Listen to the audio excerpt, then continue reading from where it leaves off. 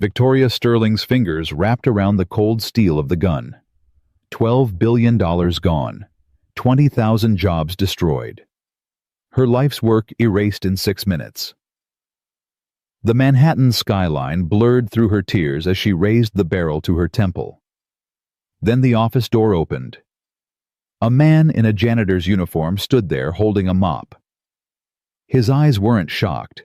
They were sad, like he'd seen this before, like he knew. "Don't," he said quietly. Victoria's hand trembled. "Get out." "Can't do that, ma'am." What happened next would expose a conspiracy, save an empire, and prove that the man everyone ignored was the only one who could see the truth. "Drop your city name below. Let me see how far across America this story reaches. Now let me show you what really happened that night." The gun felt heavier than Victoria expected. She'd bought it 3 years ago after a death threat from a disgruntled investor. Never fired it. Never even loaded it until tonight. But now, sitting in her darkened office with the financial reports glowing like accusations on 6 different monitors, it seemed like the only rational choice left. $12 billion. Gone. The quantum merger. 2 years of negotiations, sleepless nights, carefully orchestrated moves destroyed in under 6 minutes. Her phone had been ringing non-stop for an hour. Investors, board members, her lawyer using words like liability and criminal negligence. She'd stopped answering after the 20th call. Victoria Sterling had built Sterling Global Technologies from a Columbia dorm room 23 years ago.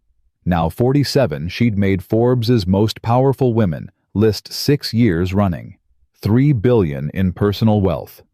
50,000 employees across 4 continents. She'd never failed at anything. Until tonight. The system breach had been surgical, professional. Someone had planted malware deep in their infrastructure, waited until the merger was hours from closing, then triggered it. Every file encrypted, every backup corrupted, every security protocol shredded like paper. Her CTO had stood in this office 2 hours ago, face-pale hands shaking.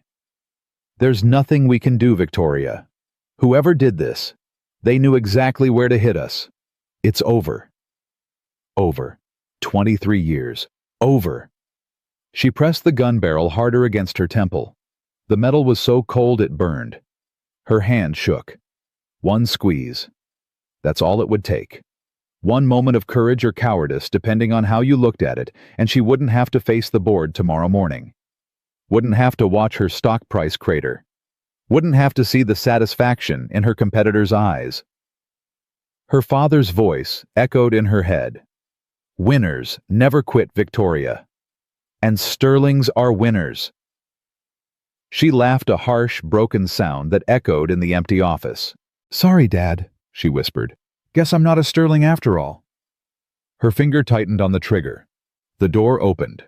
Victoria spun around, gun still raised, heart hammering. A man stood in the doorway. Blue janitor's uniform. Cleaning cart beside him. Brown hair going gray at the temples.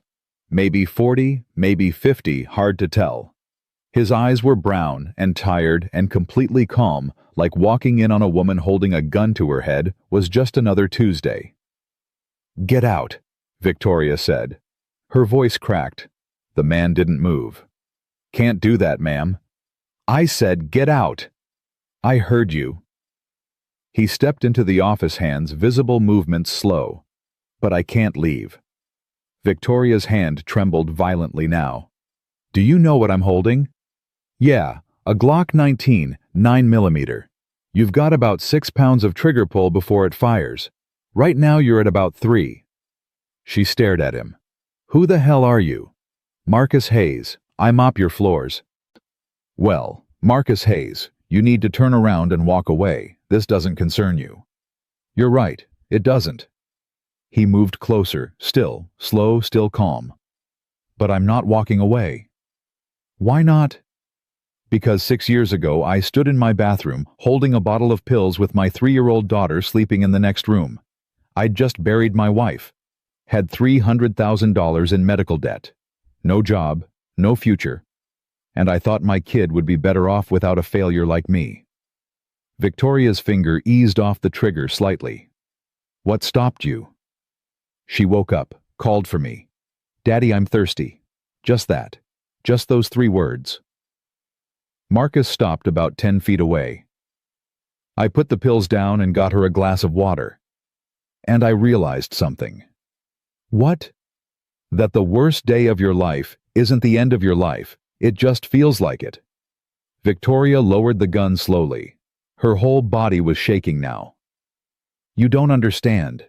I didn't just lose money, I lost everything. My company, my reputation. 20,000 people are going to lose their jobs because I failed to protect them. So fix it. She laughed bitterly.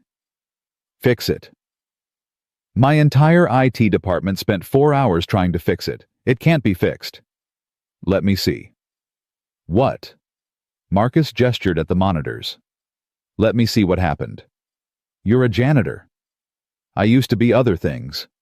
He moved to the desk, eyes scanning the screens. His expression changed something sharp and focused, replacing the calm. This is a dual vector attack. External penetration plus internal corruption. Victoria set the gun down on the desk carefully. How do you know that? Because I used to write code like this, back when I worked at Fortress Digital. Fortress Digital. She knew the name. One of the top cybersecurity firms in the country. You worked there, senior analyst, until my wife got sick. Victoria studied him, really looked at him for the first time. The worn uniform that had been washed too many times. The lines around his eyes that came from grief, not age. The way his fingers hovered over her keyboard like a pianist approaching an instrument they hadn't played in years. You're telling me you can fix this. I'm telling me I can try. Marcus met her eyes. But I need full access. Every system, every file, every security protocol. And I need you to trust me. I don't know you. No. But you've got 2 choices. Put that gun to your head and pull the trigger. Or let me try to save what you built. He paused. Your call. Victoria looked at the gun. Looked at the monitors. Looked at this stranger who'd walked into her darkest moment like some kind of broken angel. She pulled a keycard from her desk drawer and handed it to him. If you're lying, if this is some kind of con, I will destroy you. Understood. Marcus swiped the card.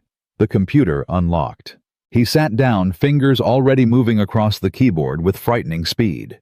Victoria watched him work, watched the way his entire body changed. Shoulders, straightening, eyes sharpening, that exhausted resignation replaced by something electric. Talk to me, she said.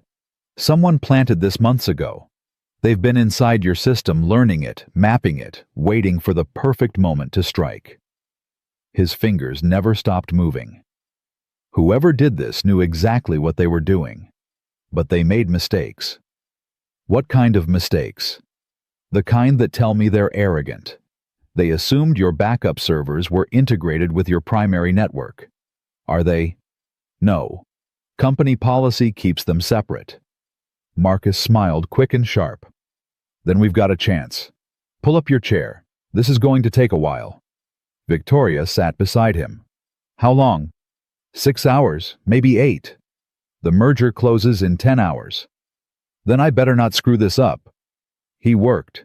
Victoria watched, barely understanding half of what she was seeing, code cascading across screens. System diagnostics running, files being accessed and analyzed at dizzying speed.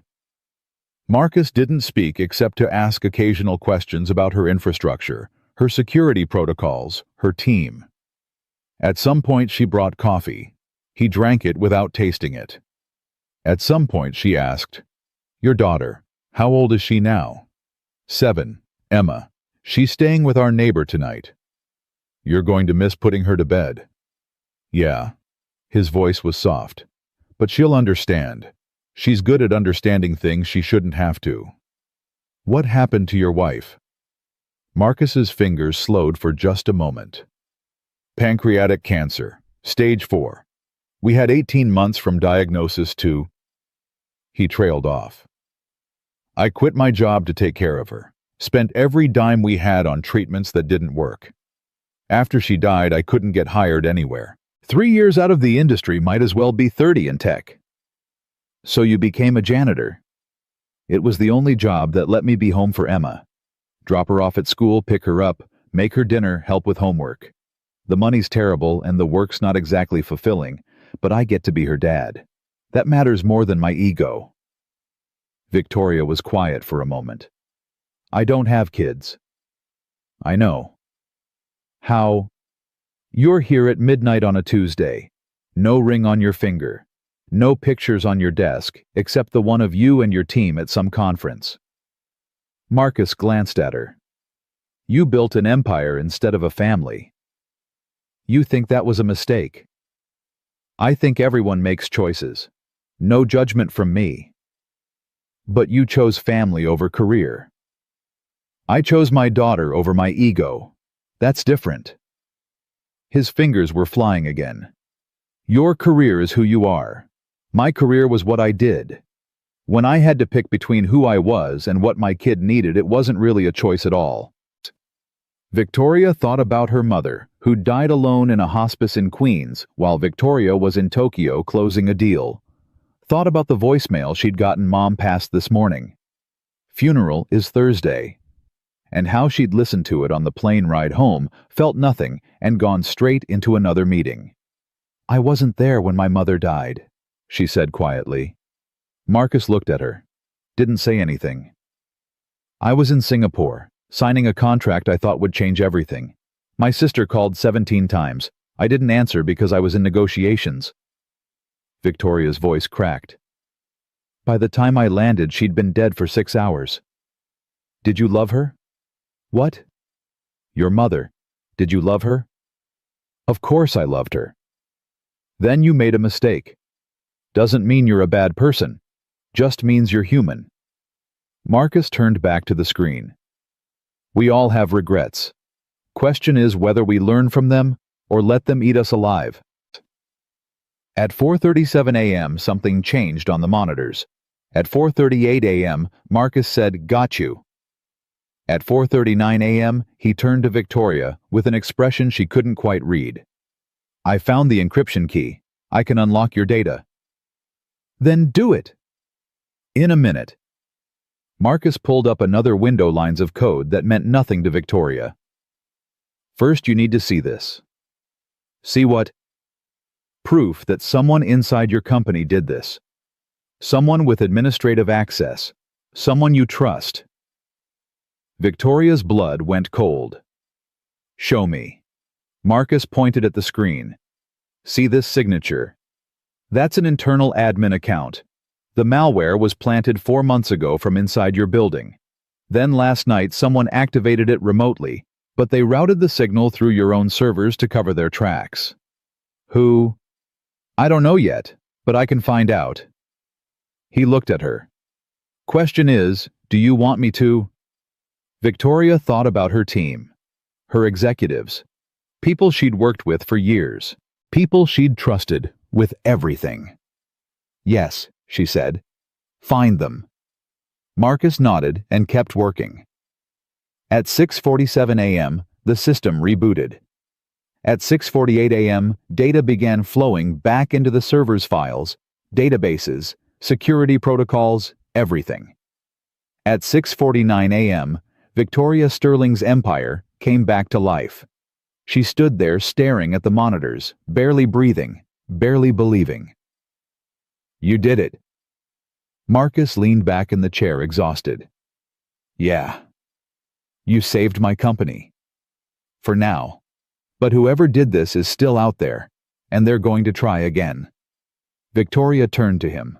This man in a janitor's uniform, who'd walked into her office at the worst moment of her life and done what nobody else could do. Marcus Hayes, what do you want? What do I want?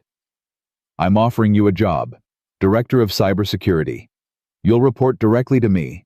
You name your salary. Marcus was quiet for a long moment. I want normal hours. I want to be home for dinner with my daughter. I want healthcare that'll actually cover things. And I want—" he trailed off. "What? I want to matter again. I want to do work that means something." Victoria extended her hand. "Deal." Marcus shook it. His palm was calloused from pushing mops and scrubbing floors. "When do I start?" "Right now, because we need to find whoever did this before they realize we fixed it." Marcus stood up, swaying slightly from exhaustion. "I need to call my neighbor, let her know I'm okay. And I need to see Emma before she goes to school." "Go. Be with your daughter. Come back at noon." Victoria paused. "And Marcus? Thank you. For earlier. For not letting you pull the trigger." "Yeah." Marcus smiled tiredly.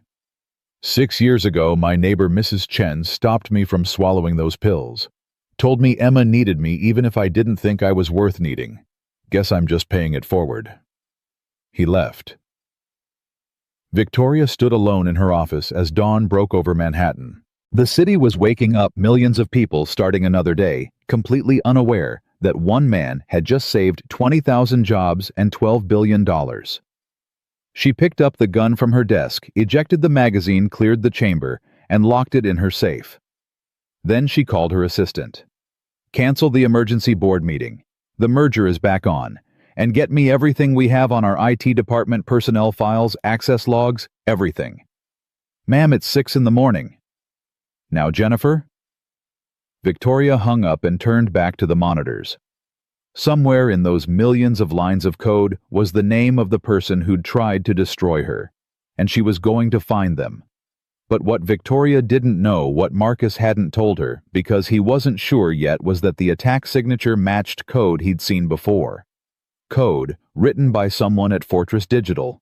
Someone he'd worked with. Someone who knew exactly how good he was and how dangerous it would be if he ever got involved. The person who'd destroyed Victoria's company hadn't just been trying to steal $12 billion. They'd been trying to send Marcus Hayes a message.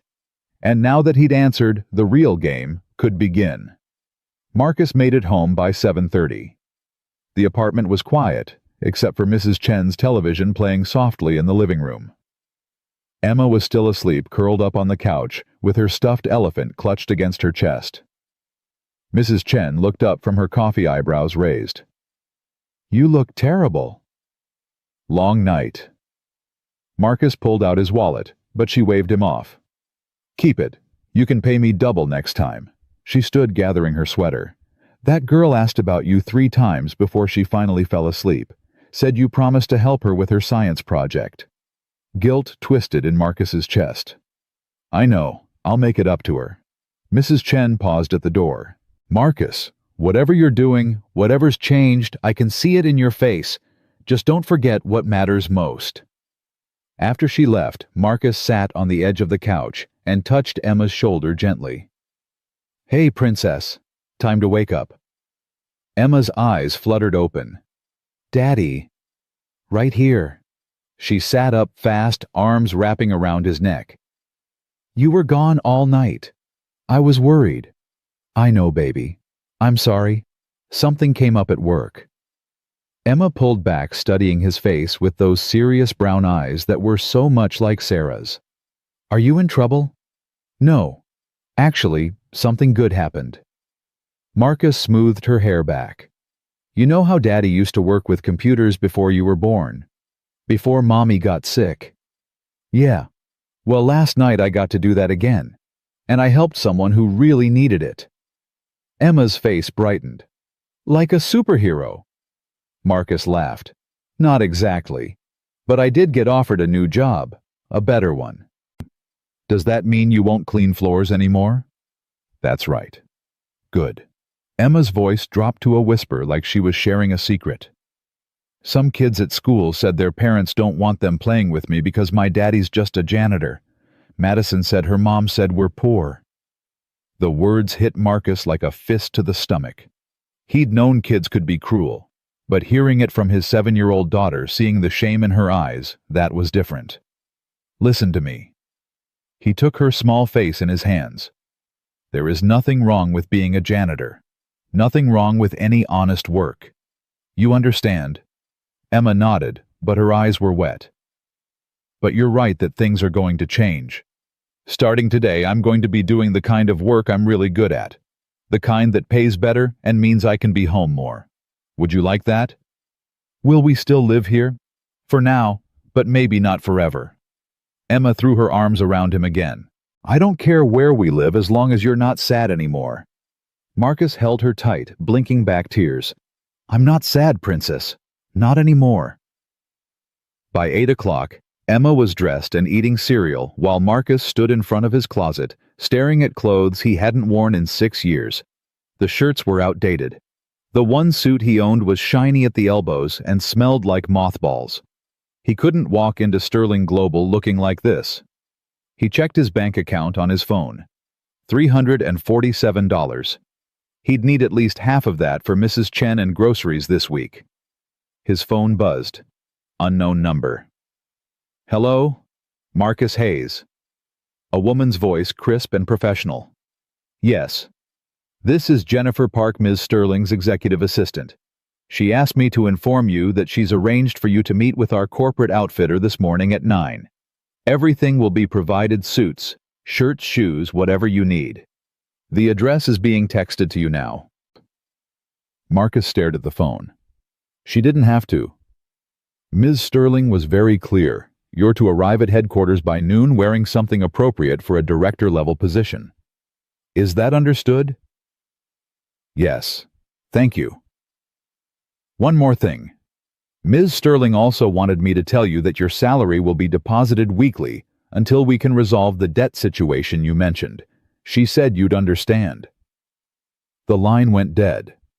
Marcus stood there holding the phone, feeling something he hadn't felt in years, the sensation that someone was actually looking out for him. Emma appeared in the doorway. Who was that? My new boss. Is she nice? Marcus thought about Victoria Sterling holding a gun to her head, thought about the brokenness in her eyes that had looked so much like his own. Yeah, I think she might be. The corporate outfitter turned out to be a boutique in Midtown that Marcus would never have dared to enter on his own. A man named Stefan took one look at him, frowned, and said, "We have work to do."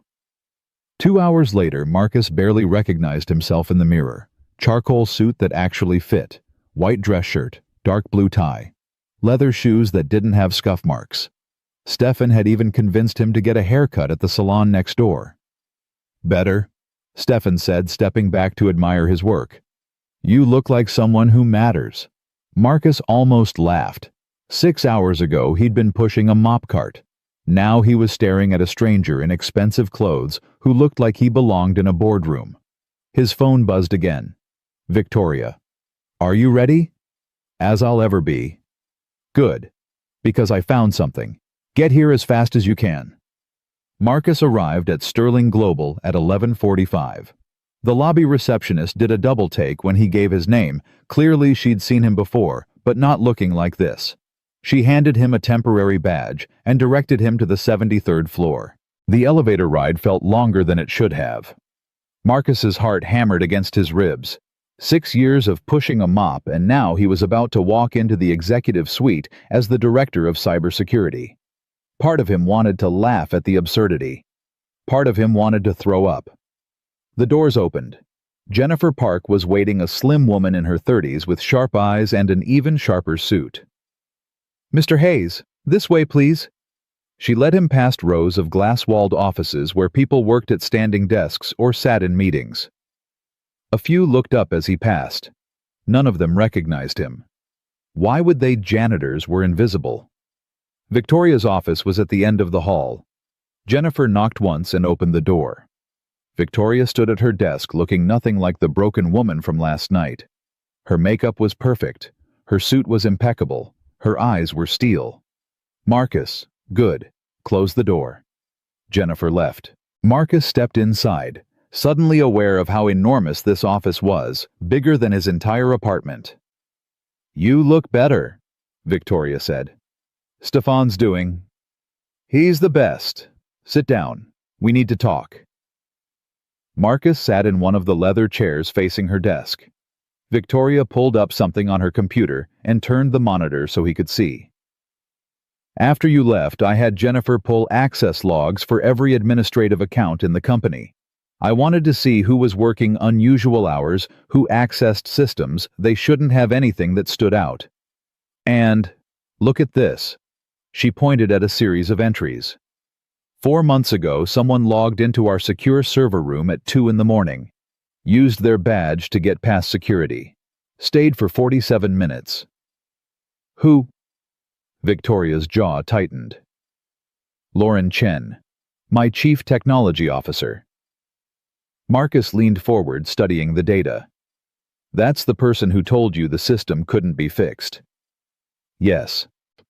Have you confronted her? Not yet. I wanted you to see this first. Victoria pulled up another screen: emails, internal messages, file transfers. I've been going through her communications. Most of it looks normal, but there are gaps. Times when she should have been responding to critical issues but wasn't. And look at this. She opened an email dated 3 days ago. The sender was listed as an external consultant, someone named David Park from a firm called Apex Dynamics. The subject line read, "Final payment processed." Marcus felt his blood go cold. Apex Dynamics. That's not a real company. How do you know? Because I do. Marcus pulled out his phone and did a quick search. No website, no corporate filings, no public presence at all. It's a shell. Victoria sat back in her chair. So Lauren's been taking payments from a fake company while someone systematically dismantled my security infrastructure. It looks that way. I want to fire her, right now. Have security escort her out of the building. Don't. Marcus met her eyes. If you do that, we lose our chance to find out who's behind this. Lauren's not the mastermind, she's the access point. Someone else is pulling the strings. So what do? We set a trap. Make her think the system is still vulnerable. See who she contacts. Victoria was quiet for a moment, then nodded slowly. How? We need to create a fake vulnerability. Something that looks real enough to make whoever hired Lauren think they can hit you again. Then we watch who she tells. That's risky. Everything worth doing is. Marcus stood up. But first I need to meet with your IT team. See what they know, what they missed, who I can trust. I'll have Jennifer set it up. Victoria stood as well, came around the desk. Marcus, I need to know, are you absolutely certain you can do this? No, he said honestly, but I'm certain I'm going to try. Something shifted in her expression, respect maybe, or recognition. That's good enough for me. The IT department was on the 68th floor, a sprawling open space filled with monitors and the soft hum of servers. 23 people worked there, ranging from fresh college graduates to veterans who'd been with the company since the beginning. They all stopped and stared when Marcus walked in with Victoria. Everyone listen up. Victoria's voice cut through the ambient noise like a knife. This is Marcus Hayes, your new director of cybersecurity. He reports directly to me. Whatever he needs, you give him. Whatever he asks, you answer. Is that clear? Scattered nods, confused faces. Marcus could see the questions in their eyes. Who is this guy? Where did he come from? Why is the CEO personally introducing him? Marcus, the floor is yours. Victoria stepped back. Marcus scanned the room, recognizing a few faces from his late-night cleaning rounds. None of them recognized him. I know you all did everything you could last night. I'm not here to second-guess your work. I'm here to make sure what happened never happens again. A young woman in the front raised her hand tentatively. Are we in trouble? No, but someone in this company is. Marcus let that sink in. Last night's attack was sophisticated, but it was also an inside job. Someone with administrative access planted malware in our systems months ago. Someone we trust betrayed us. The room erupted in murmurs. Victoria held up a hand for silence. We're going to find them, Marcus continued. But I need your help. I need to know everything, who had access to what, who was working, when any unusual behavior you noticed, anything that didn't feel right. An older man in the back spoke up. Lauren was acting strange the last few weeks. Distracted. Jumpy. Lauren Chen. Marcus kept his voice neutral. Yeah, she's usually on top of everything, but lately. He shrugged. I don't know. It felt off. Others nodded in agreement. Marcus filed that away. Here's what we're going to do, he said. I need a small team, 3 people I can trust absolutely. We're going to audit every line of code, every access point, every vulnerability in our system. The rest of you will continue normal operations, but you'll be watching. If you see anything unusual, anything that doesn't feel right, you report it directly to me. Not through channels, not through your supervisors. To me. A guy in his 20s raised his hand. What if we're the ones who messed up? What if we missed something obvious? Marcus looked at him. Then we learn from it. I'm not interested in blame. I'm interested in solutions. He spent the next hour meeting one-on-one with each team member, getting a feel for who they were, what they knew, what they could do. By 1 o'clock, he'd identified his core team, David Chang, a senior systems analyst who'd been with the company for 8 years. Sarah Kim, a junior developer with a sharp eye for patterns. And Robert Walsh, a grizzled network specialist who'd worked in military intelligence before joining Sterling. They gathered in a small conference room. Marcus closed the door. What I'm about to tell you stays between us. Understood? 3 nods. Lauren Chen is our leak. We have evidence she's been taking payments from an external source in exchange for access to our systems, but we don't know who hired her or why. Our job is to find out. Sarah's eyes went wide. Lauren, but she's the CTO. She's been here forever. Which is exactly why she's the perfect asset, Marcus said. She had access to everything, knew all our protocols, could move around without raising suspicion. David leaned back in his chair. So what's the play? We create a honeypot, a fake vulnerability that looks real enough to draw them out. When Lauren passes the information along to her contact, we'll be watching. Robert frowned. That's a long shot. You have a better idea. Silence. Okay then. David, I need you to map out our entire network architecture, every entry point, every system, every potential vulnerability. Sarah, you're going to help me write the code for our fake exploit. Robert, you're going to monitor all external communications, email, phone, everything. If Lauren makes contact with anyone outside the company, I want to know about it. They worked through the afternoon and into the evening. Marcus lost track of time, lost himself in the rhythm of code and problem solving that he'd thought was gone forever. It felt like coming home after years in exile. At 6 o'clock, his phone buzzed. Emma. Daddy, when are you coming home? Soon, Princess. I'm sorry. My first day ran long. Mrs. Chen made mac and cheese. She says you owe her $20. Marcus smiled. Tell her I'll pay her tomorrow. And Emma, I love you. Love you too, Daddy. Don't work too late. He hung up and found Victoria standing in the doorway of the conference room. Go home, she said. Be with your daughter. We're not done here. You're no good to me, exhausted, and more importantly, that little girl needs her father. Victoria's expression softened.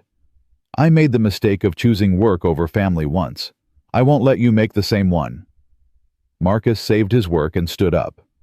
Thank you. Don't thank me yet. Tomorrow we spring the trap. That night, Marcus tucked Emma into bed and read her 3 chapters of her favorite book about a girl who traveled to different planets. When she finally fell asleep, he sat at their tiny kitchen table with his old laptop and checked his work email, something he'd never had before today. There were already 47 unread messages. Questions from the IT team, meeting requests, security briefings. He was about to close the laptop when a new email appeared. The sender was listed as a friend. Subject line, you should have stayed invisible. Marcus's blood went cold. He opened it. The message was short. You made a mistake getting involved, Marcus Hayes. You have a daughter, a 7-year-old who walks to school every morning at 7:45, Who plays in the park on Saturdays? Who loves strawberry ice cream? It would be a shame if something happened to her. The laptop screen blurred. Marcus's hands were shaking so hard he could barely type. He forwarded the email to Victoria with one word, threat. 60 seconds later, his phone rang. "I'm sending a security team to your apartment right now," Victoria said without preamble. "Don't argue. Don't tell me it's too much. This is happening. They threatened Emma. I know. And they just made their biggest mistake." Her voice was ice. "Nobody threatens a child. Not in my company. Not on my watch."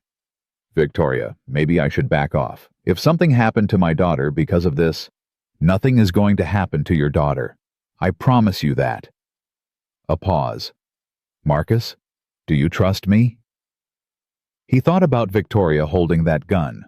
Thought about her sitting beside him all night while he worked. Thought about the way she'd looked at Emma's picture on his phone and said, "She's beautiful." "Yes," he said, "I trust you." "Then trust me now. We're going to keep Emma safe. And we're going to find whoever sent that email and make them regret ever hearing your name." Within 20 minutes, 2 security guards arrived at Marcus's apartment. A man and a woman, both ex-military, both carrying themselves like they knew how to handle trouble. Victoria had also sent a lawyer who explained that starting tomorrow, Emma would be escorted to and from school by private security. Mrs. Chen would be compensated for any inconvenience, and Marcus's apartment building would have 24-hour surveillance. "This is too much," Marcus said. The lawyer, a severe woman named Patricia Whitmore, looked at him over her reading glasses. "Mr. Hayes, Ms. Sterling has given explicit instructions. Your family's safety is the company's top priority. If you have objections, you can discuss them with her directly." After they left, Marcus stood in Emma's doorway watching her sleep. The stuffed elephant was clutched in her arms. Her breathing was soft and even. She had no idea that someone had threatened her. No idea that her father had just made her a target by trying to do the right thing. Sarah's voice echoed in his head. "You made a mistake getting involved." Maybe he had. Maybe he should have walked past Victoria's office that night, kept his head down, stayed invisible. Maybe that would have been smarter. But then, he thought about Victoria's finger on that trigger. Thought about 20,000 people who would have lost their jobs. Thought about the kind of man he wanted to be for his daughter. No. He'd made the right choice. Even if it was the dangerous one. His phone buzzed. Text from Victoria. "Get some sleep. Tomorrow we go to war." Marcus looked at Emma one more time, then went to bed. But he didn't sleep. He lay there in the darkness, listening to the sounds of the city outside, thinking about the email, thinking about the person who'd sent it. They knew about Emma, knew her schedule, knew what she liked. That meant they'd been watching for a while. That meant they were professional. And that meant Marcus was going to have to be better. At 3 a.m, he got out of bed and opened his laptop. He pulled up the email again, studying the headers tracing the digital signature. It had been routed through multiple proxies, encrypted, bounced across servers in 5 different countries. Whoever sent it knew how to cover their tracks. But they'd made one mistake. One tiny, almost imperceptible error in the routing protocol. The kind of mistake only someone who'd learned their craft at a specific place would make. Marcus's hands froze over the keyboard. He knew that signature. He'd seen it before. Years ago, when he was at Fortress Digital. The person who'd sent that email hadn't just worked in cybersecurity. They'd worked with Marcus, had been his colleague, maybe even his friend. His phone rang. Victoria again. "You're awake," she said. "How did you know?" "Because I am too. I've been going through Lauren's communications. Marcus, there's something you need to see." "I'm looking at something too. The email thread, I think I know who sent it." A sharp intake of breath. "Who?" "Someone from my old company. Someone I used to trust." Marcus closed his eyes. "Victoria, this isn't just about your merger or corporate espionage. This is personal. Someone's been waiting for me to surface again. And now that I have, they're not going to stop until I'm gone. Silence on the other end. Then we make sure you're not the one who disappears. Marcus was at Victoria's office by 5 in the morning. She looked like she hadn't slept either, still wearing yesterday's clothes, hair pulled back in a messy ponytail. 2 laptops sat open on her desk screens filled with data. "Coffee?" she asked, gesturing to a pot that looked like it had been brewing for hours. "Please." She poured him a cup. Her hands were steady, but Marcus could see the tension in her shoulders, the tight line of her jaw. "Tell me about your old company, Fortress Digital." Marcus sat down, wrapping his hands around the warm mug. "I worked there for 9 years. Started as a junior analyst, worked my way up to senior. We handled high-level security for Fortune 500 companies, government contractors, financial institutions. The best in the business." "Who did you work with?" "About 40 people in my division. We were close. You had to be in that line of work. Late nights, high-pressure lives depending on your code being perfect. Any of them stand out, anyone who might have a reason to come after you." Marcus thought back. Faces flickered through his memory, people he'd trusted, laughed with, relied on. There was this one guy, James Chen, brilliant programmer. Maybe the best I ever worked with. We were friends, or at least I thought we were. "What happened?" "I got promoted over him, made senior analyst when we were both up for the position. He didn't take it well, but I figured he'd get over it. Then Sarah got sick and I left and—" Marcus trailed off. "I heard he quit Fortress a few months after I did. Nobody knew where he went." Victoria pulled up something on her laptop. "James Chen. Is this him?" She turned the screen. Marcus felt his stomach drop. It was James, older, harder, but definitely him. And next to his photo was a corporate profile. "Apex Dynamics," Marcus read. "Chief Security Officer." "The shell company that was paying Lauren," Victoria said quietly. "It's not a shell. It's a front. James Chen created it 5 years ago.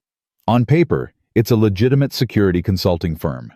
In reality, it's been systematically targeting companies and extracting corporate intelligence." "How did you find this?" "I hired a private investigator.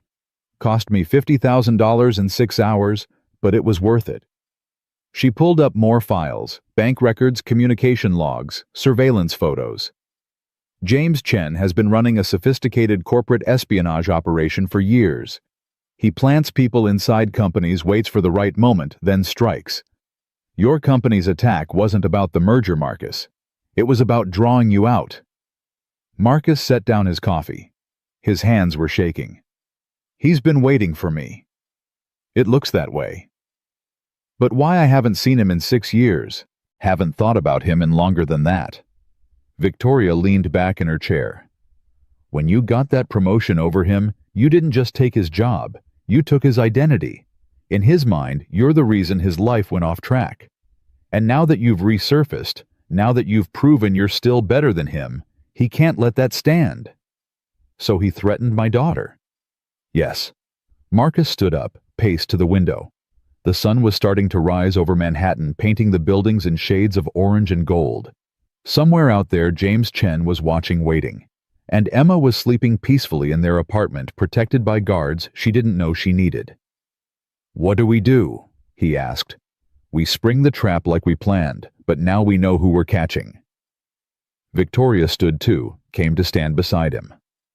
"Marcus, I need you to understand something. This man is dangerous.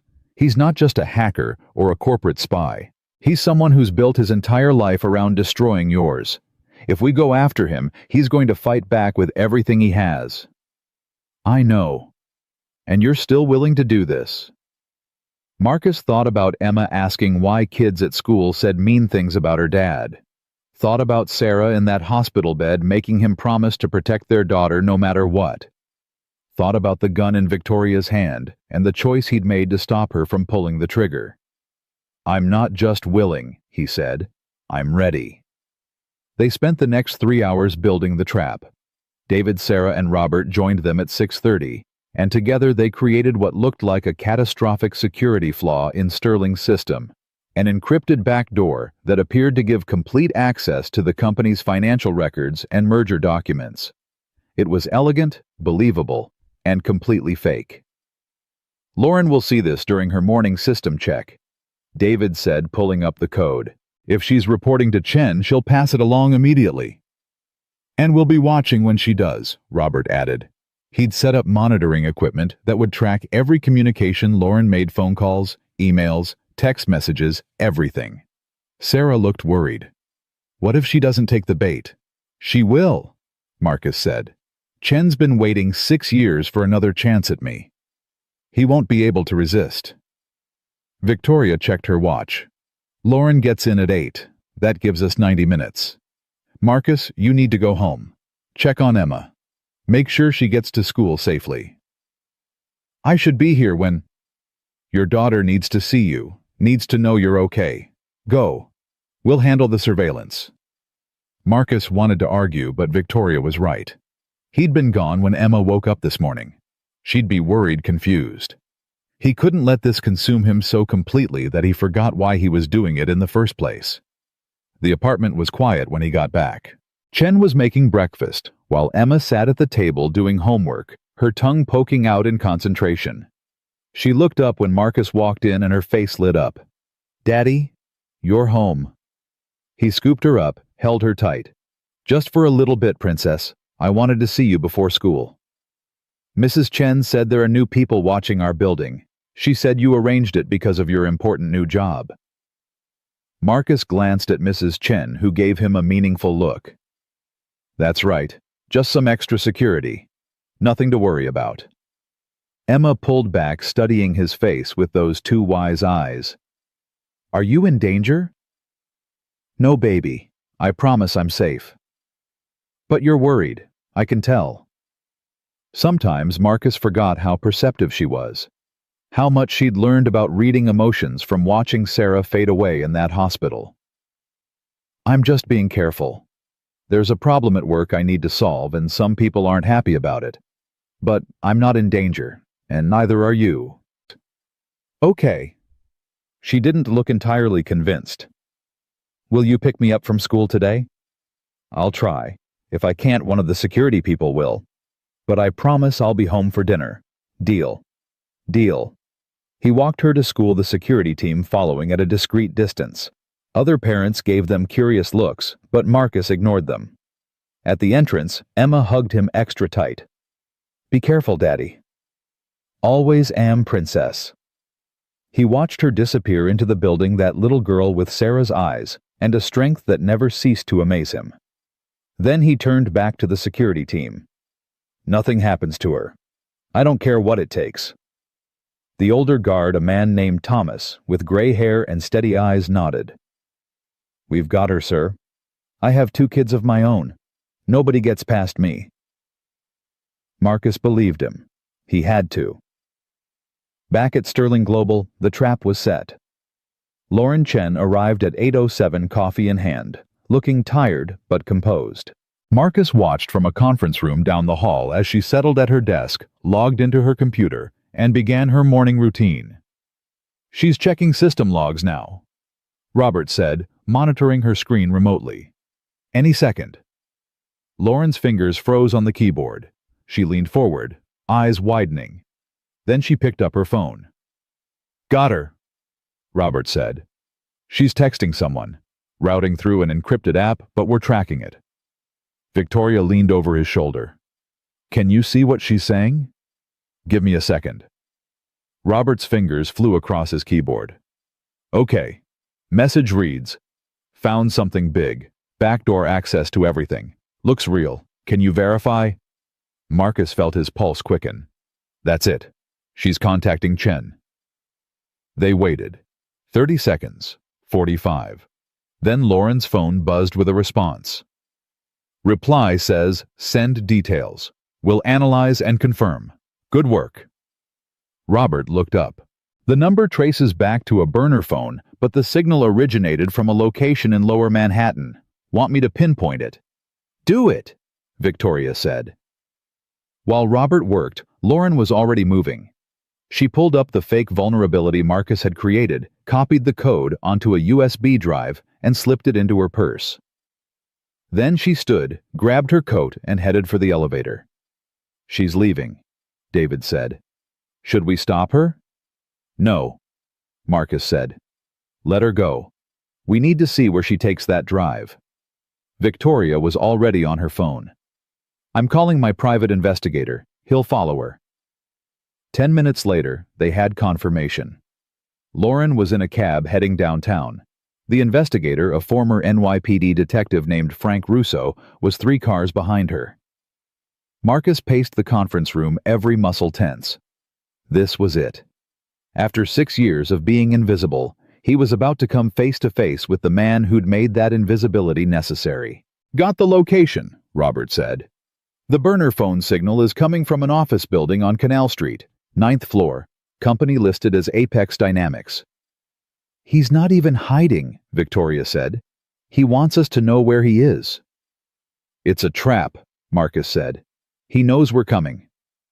"Probably, but we don't have a choice." She looked at him. "Are you ready for this?" Marcus thought about James Chen. Brilliant, arrogant, always needing to prove he was the smartest person in the room. Thought about the promotion that had ended their friendship. Thought about Emma's face when she asked if he was in danger. "Yeah," he said. "I'm ready." They took Victoria's car, a black Mercedes, with a driver who looked more like a bodyguard. Frank called with an update. Lauren had entered the building on Canal Street 15 minutes ago and hadn't come out. The 9th floor appeared to be mostly empty except for Apex Dynamics. "She's probably meeting with Chen right now," Marcus said. "Showing him the vulnerability. He'll analyze it, realize it's fake, and then he'll know we're onto him," Victoria finished. "Which is what we want. Draw him out. Make him make a mistake." They parked 2 blocks away and approached on foot. The building was old but well maintained, the kind of place that rented office space to small firms and consultants.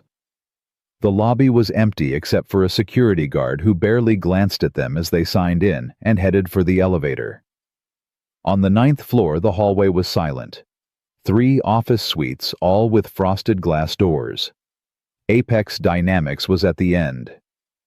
Marcus's heart was pounding so hard he could hear it in his ears. Victoria put a hand on his arm. "You don't have to do this. We can call the police, let them handle it." "No. This is between me and James. It always has been." He opened the door. The office was small, neat, almost sterile. A reception area with no receptionist. A closed door leading to what was probably the main workspace. And sitting in one of the visitor chairs, as if she'd been waiting for them, was Lauren Chen. She looked up, and there was no surprise in her eyes. Just resignation. "He said you'd figure it out." Victoria stepped forward. "Where is he?" "Inside, waiting for you." Lauren stood slowly. "For what it's worth, I'm sorry. I didn't want it to go this far." "Then why did you do it?" Marcus asked. "Because he promised me something I wanted, something I couldn't get here." Her voice was bitter. "Do you know what it's like to work for someone for 15 years and watch younger, less experienced people get promoted over you, to be invisible no matter how good your work is?" Marcus felt something twist in his chest. "Yeah, actually, I do." Lauren laughed without humor. "I suppose you would. But unlike you, I wasn't willing to accept it." She gestured to the inner door. "He's waiting. And Marcus, he's not the person you remember." She walked past them and out into the hallway. Victoria started to follow, but Marcus caught her arm. "Let her go. We'll deal with her later." They stood in front of the inner door.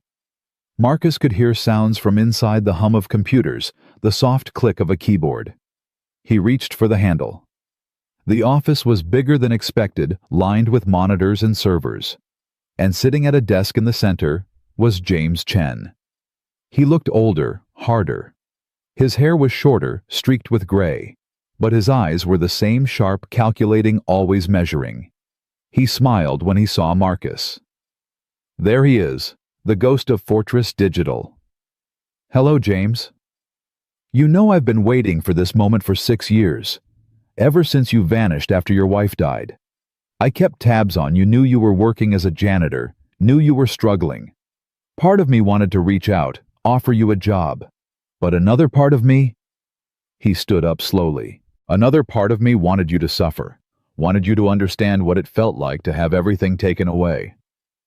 I didn't take anything from you, Marcus said. I got promoted because I earned it. You got promoted because you were better at playing politics, better at making yourself visible to the right people. James's voice was cold. I was always the better programmer, Marcus. You know it. I know it. Everyone at Fortress knew it. But you had that charm, that likability. You made people trust you. And you made people afraid of you. James's smile widened. Fear is just another form of respect. Victoria stepped forward. You orchestrated the attack on my company, hired Lauren to sabotage our systems, threatened a 7-year-old child. For what revenge? Not just revenge. James pulled up something on his monitor. I've been building this operation for 5 years. Infiltrating companies, extracting intelligence, selling it to the highest bidder. Your merger with Quantum was worth $12 billion. I had buyers lined up who would have paid $200 million for the proprietary data in your systems.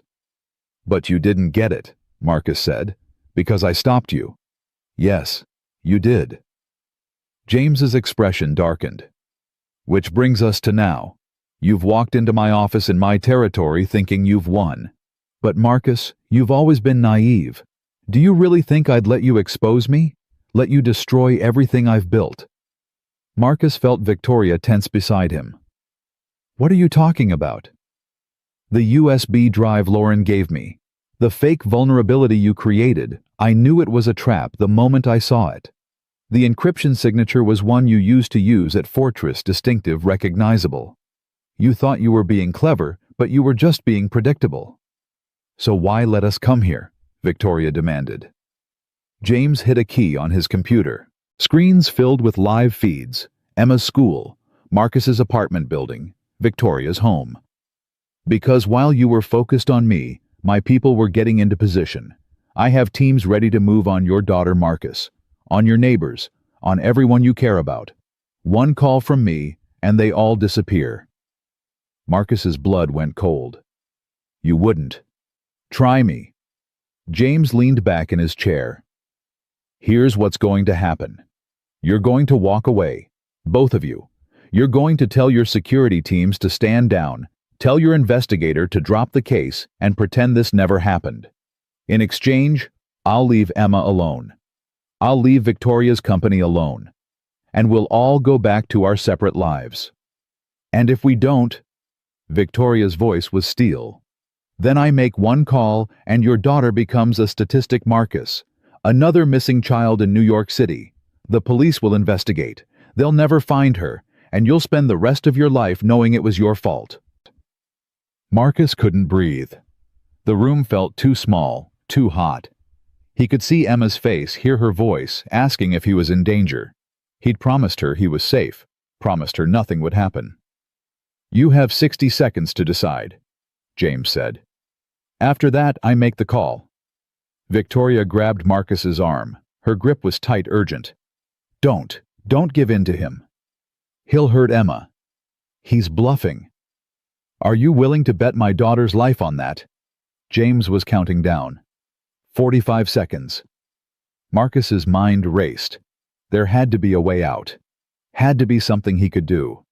But every scenario ended the same way, with Emma in danger, with James winning, with Marcus losing everything again. 30 seconds. Victoria pulled out her phone. I'm calling the police. They won't get here in time, James said. And even if they did, you have no proof, no evidence. Just the word of a disgraced CTO and 2 people who broke into my office without a warrant. 20 seconds. Marcus looked at Victoria, saw the same desperation in her eyes that he felt. They'd been outmaneuvered, outthought. James had been 3 steps ahead the entire time. 10 seconds. Wait, Marcus said. His voice sounded hollow. I'll do it. I'll back off. Just leave Emma alone. James smiled. Smart choice. Now both of you leave your phones on my desk and walk out. I'll know if you try to contact anyone. And Marcus, if I ever see your name associated with cybersecurity again, if you ever try to come after me, the deal's off. You stay invisible, or your daughter pays the price. Marcus placed his phone on the desk. His hands were shaking. He felt Victoria's eyes on him, felt her disappointment, but he couldn't look at her. All he could think about was Emma. They walked out of the office in silence. In the elevator, Victoria finally spoke. We can't just let him win. I don't have a choice.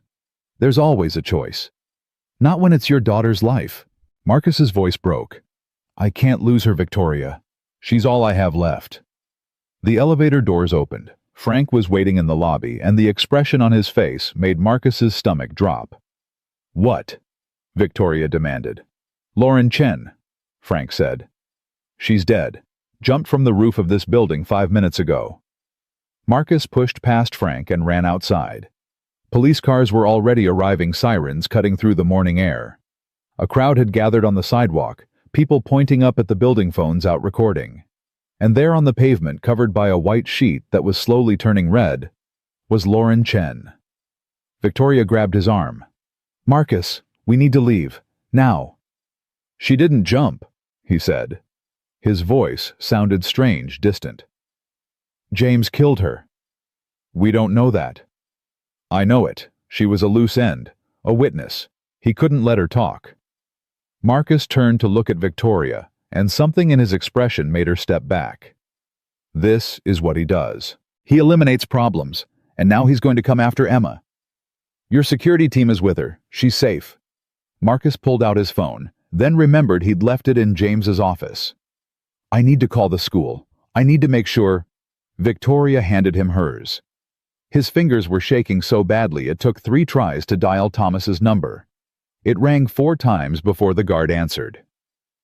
Mr. Hayes, is Emma okay? Tell me she's okay. She's fine, sir. Still in class. Nothing's happened. Marcus sagged against the building wall. Don't let her out of your sight, not for a second. I won't. You have my word.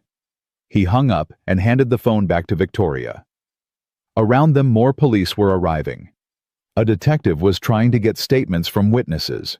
Frank was talking to someone in a suit, probably explaining why he'd been following Lauren. We need to tell them, Victoria said. Tell them about James, about what he's doing. And say what? That he threatened us, that we think he killed Lauren.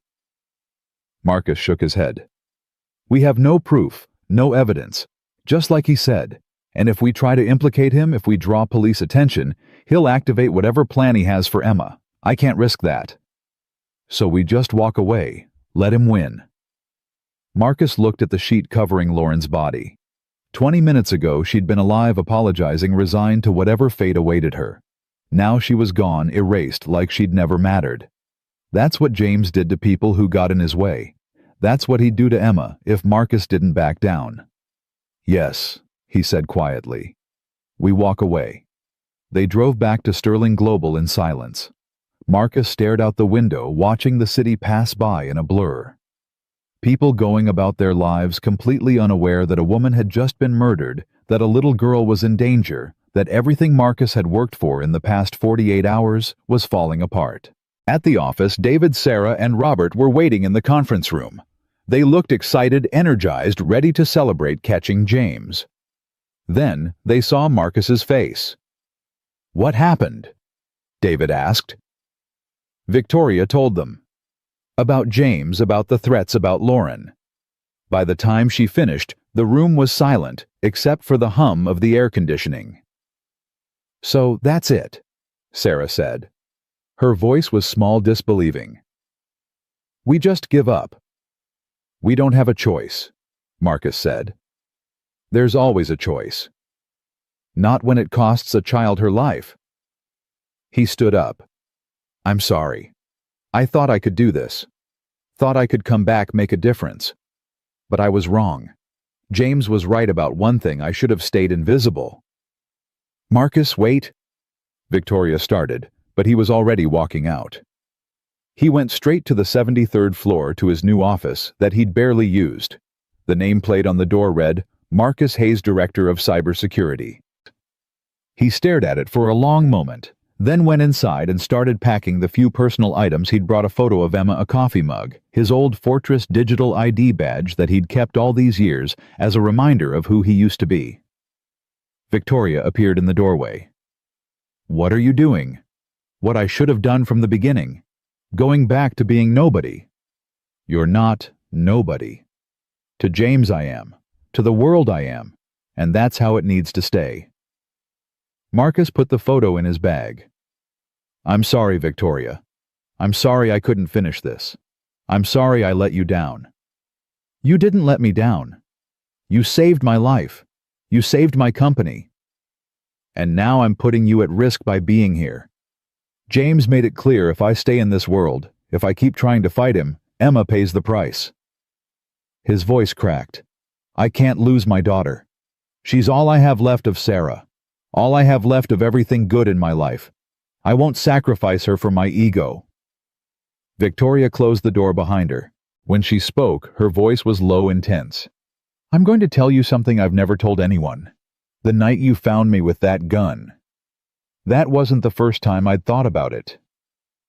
3 years ago, after my mother died, after I realized I'd spent her entire last year ignoring her calls because I was too busy building my empire, I stood on my balcony and seriously considered jumping. You know what stopped me?"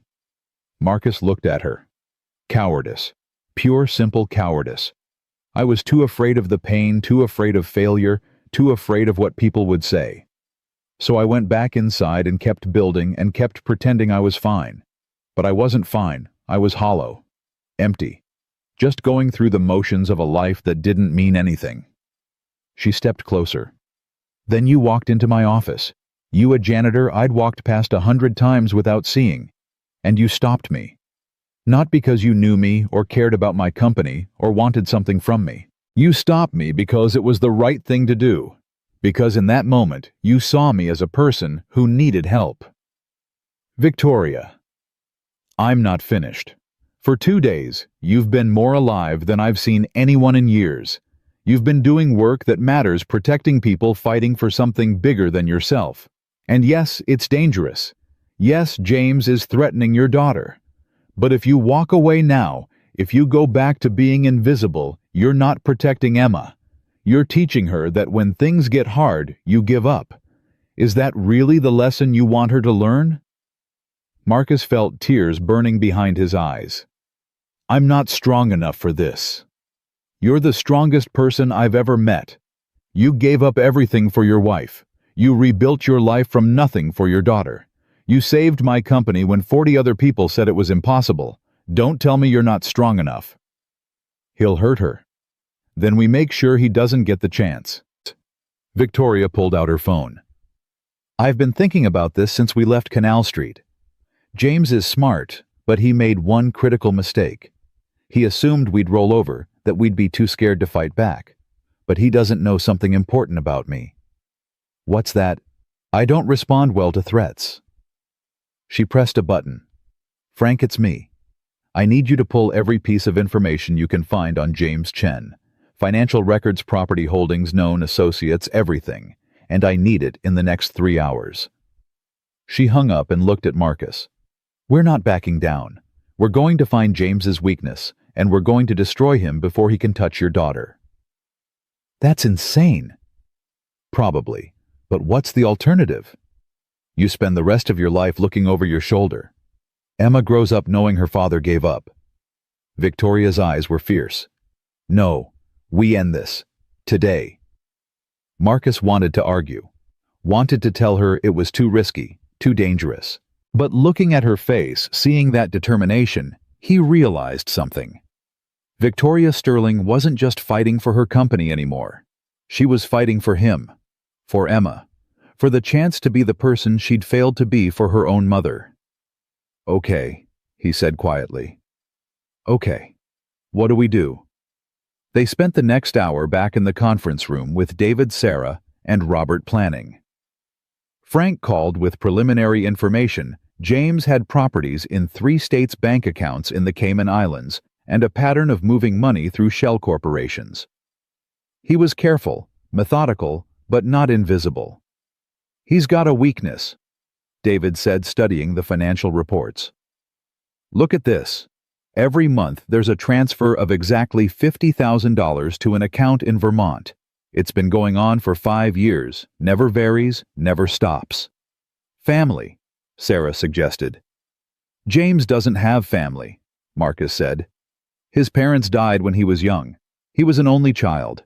That's part of what made us close at Fortress. We were both loners." Robert pulled up property records. "There's a house in Vermont, registered to a Jennifer Morrison. Small town called Stowe. Does that name mean anything?" Marcus thought back, searching his memory. Jennifer Morrison. Jennifer Morrison. Then it clicked. Jenny. His girlfriend from Fortress. I only met her once at a company party. She was quiet, worked in accounting. I didn't know they were still together. "If he's sending her money every month, they are," Victoria said. "And if she matters to him, she's our leverage." "We can't threaten an innocent woman," Marcus protested.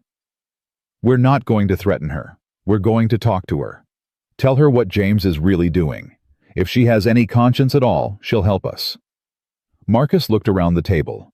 These people, Victoria, David, Sarah, Robert, they barely knew him. He'd been part of their world for less than 3 days, but they were willing to risk everything to help him to stop James, to protect Emma. "Okay," he said. "Let's do it." Victoria made arrangements. She chartered a helicopter, faster than driving, less conspicuous than flying commercial. They'd leave immediately, be in Vermont by early afternoon, back in the city, before Emma got out of school. Frank would stay behind to coordinate security. Patricia Whitmore, the lawyer, would be on standby in case they needed legal cover. Marcus called Thomas again before they left. "Any problems?" "None, sir. Emma's doing great. Had lunch, now she's in art class. She drew you a picture, looks like a rocket ship. Tell her I can't wait to see it." "Will do." The helicopter was waiting on the roof of Sterling Global. Marcus had never been in one before. The noise was deafening, the sensation of lifting off surreal. Victoria sat beside him, headset on, looking out at the city falling away beneath them. "Thank you," he said through the headset microphone, "for doing this. Thank me when it's over." They flew north, following the Hudson River. The city gave way to suburbs, then to forests and mountains. Marcus tried not to think about Emma, tried not to imagine what James might be planning. Instead, he focused on what he'd say to Jennifer Morrison, how he'd convince her that the man she loved was a monster. They landed in a field outside Stowe 2 hours later. A rental car was waiting, arranged by Victoria's assistant. The drive to Jennifer's house took another 20 minutes through winding mountain roads. The house was small, modest, surrounded by pine trees. A Honda Civic sat in the driveway. Smoke drifted from the chimney. It looked peaceful, safe, completely disconnected from the world of corporate espionage and murder that James inhabited. Victoria knocked on the door. After a moment, it opened. Jennifer Morrison was younger than Marcus expected, maybe 35, with light brown hair and tired eyes. She wore jeans and a sweater, no makeup. When she saw them, her expression didn't change, like she'd been expecting visitors. "You're here about James," she said. Marcus and Victoria exchanged glances. "Yes." "Come in." The interior was cozy, warm. Books lined the shelves. A cat slept on the couch. Jennifer gestured for them to sit, then remained standing by the fireplace. "How much do you know?" Victoria asked. "Enough. I know what he does. What he's done." Jennifer's voice was flat, exhausted. "I've known for years." "Then why stay with him?" Marcus asked. "Because I love him. And because I'm dying." She said it matter-of-factly, like commenting on the weather. "Stage 3 ovarian cancer. Started 2 years ago. The treatments are expensive, more expensive than my insurance covers. James has been paying for everything. The $50,000 a month. That's for my medical bills." Marcus felt something twist in his chest. "Jennifer, don't Don't pity me. I made my choice. I chose to stay with a man I knew was doing terrible things because he was the only person willing to save my life. She sat down heavily. What do you want from me? Victoria leaned forward. James is threatening a 7-year-old girl. He killed a woman this morning to cover his tracks. We need to stop him, but we need evidence. Something concrete that proves what he's been doing. And you think I'll betray him? We think you'll do the right thing. Jennifer laughed bitterly. The right thing. Do you know what the right thing cost Marcus here? His wife died because he chose to be with her instead of working. He lost his career, his money, everything. The right thing has a price. Ms. Sterling, are you willing to pay it? Yes, Victoria said without hesitation. Jennifer studied her for a long moment, then stood and walked to a bookshelf. She pulled down a leather journal and handed it to Marcus. James keeps records. Every job, every client, every transaction. He's meticulous that way. This is a copy. The original is in a safe deposit box in New York. She paused. If I give this to you, if I testify against him, he goes to prison. And I lose the only person who cares whether I live or die. Marcus opened the journal. Pages and pages of handwritten notes, dates, names, amounts. It was everything they needed. Everything that would destroy James Chen. Why are you helping us? He asked. Because this morning James called me. Told me he'd had to eliminate a problem. Told me it was necessary, that she was going to expose him. And for the first time in 5 years I heard something in his voice that scared me. Jennifer's eyes were wet. He enjoyed it. Enjoyed pushing that woman off the roof. I realized I've been lying to myself, telling myself he's still the man I fell in love with. But that man is gone. What's left is someone who kills without remorse. She pulled out her phone, fingers shaking. There's more. James has been recording his conversations with clients. Insurance, he called it. If anyone ever tried to double-cross him, he'd have leverage. The recordings are on a server in his office. I have the access codes. Victoria took the phone, downloaded the information. This is enough. More than enough. We can take this to the FBI, have him arrested. And then what happens to me? Jennifer asked quietly. When the money stops coming, when I can't afford treatments anymore. Marcus looked at Victoria. She didn't hesitate. I'll cover your medical expenses, all of them, for as long as you need. Why would you do that? Because someone once told me that the right thing has a price, but it's a price worth paying. Victoria stood. We need to go. The FBI will want to talk to you. Are you ready for that? Jennifer nodded slowly. Yeah, I think I am. They flew back to the city with the journal and the access codes. On the helicopter, Victoria called Patricia Whitmore and gave her everything. By the time they landed, the lawyer had already contacted the FBI's cybercrime division and arranged a meeting. Marcus checked his phone. 3 missed calls from Thomas. His heart stopped. What's wrong? Victoria asked. He called back. Thomas answered immediately. Mr. Hayes, thank God. There was an incident at the school. What kind of incident? A man tried to approach Emma during recess. Said he was your brother, that there was a family emergency. The teachers knew something was wrong. You'd flagged her file that only authorized individuals could pick her up. They stopped him, called us. We have him in custody. Marcus's legs nearly gave out. Is Emma okay? She's fine. Scared, but fine. The man's not talking, but we ran his photo through facial recognition.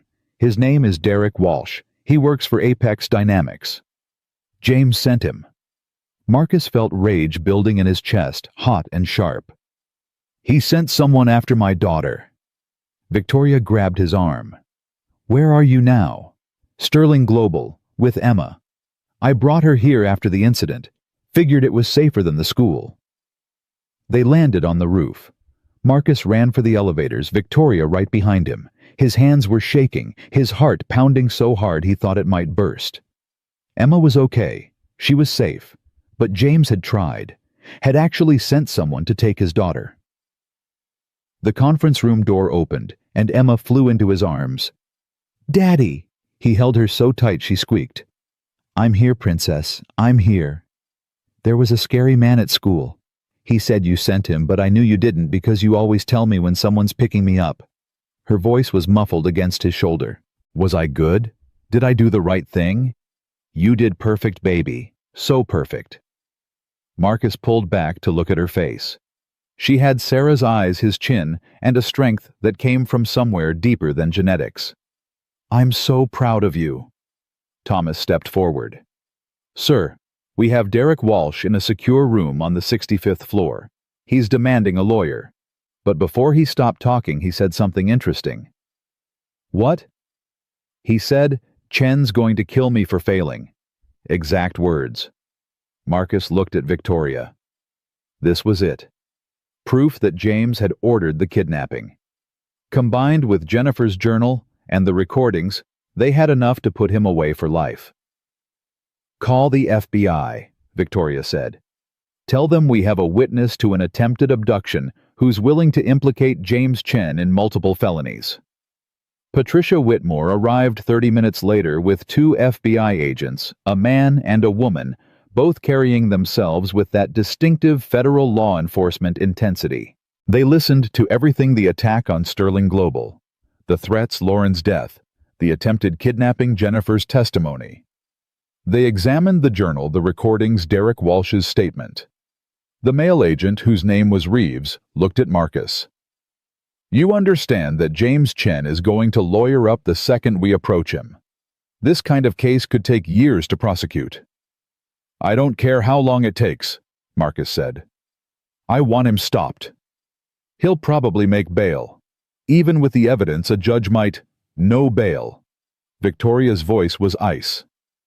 "I'll personally guarantee that every news outlet in the country knows exactly what James Chen did. I'll make him so toxic that no judge will risk the publicity of letting him walk." Agent Reeves raised an eyebrow. "Ms. Sterling, that sounds like a threat." "It's a promise." She didn't blink. "James Chen tried to destroy my company. He murdered my CTO. He threatened a child. I want him in a cell where he belongs, and I will use every resource I have to make that happen."